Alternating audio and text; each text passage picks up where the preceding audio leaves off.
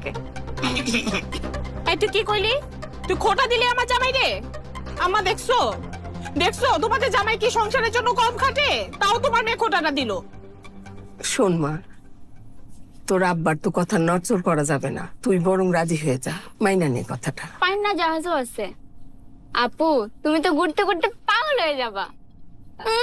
আপু তুমি তো ঘুরতে ঘুরতে পাগল হয়ে যাবা। তুই ঘর মা, এই ফাজিলটার সাথে ধরে বিয়া দিয়া দাও। ফাজিল কথা কর, বেশি বেশি কথা বলে থাপ্পড় মারবো ধরা। মা আমাকে দিলে কিন্তু মন্দ হয় না, আমি কিন্তু রাজি। আমি কিন্তু রাজি। হ্যাঁ, এক বোন বিয়ে করতে চায় না আর আরেকজন বিয়ের জন্য লাফাইতেছে, যত সব। কি করি কি করি কি করি কি করি, আমার বাবার কোনো বিশ্বাস নাই।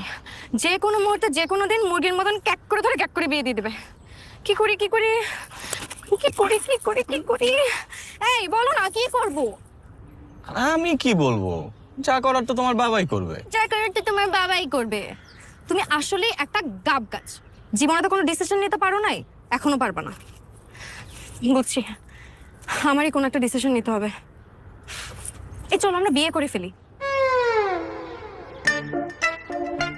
এই তুই কি করতেছিস? ওই যে চায়না পড়তে যাচ্ছি তো, বাসা খুঁজতেছি।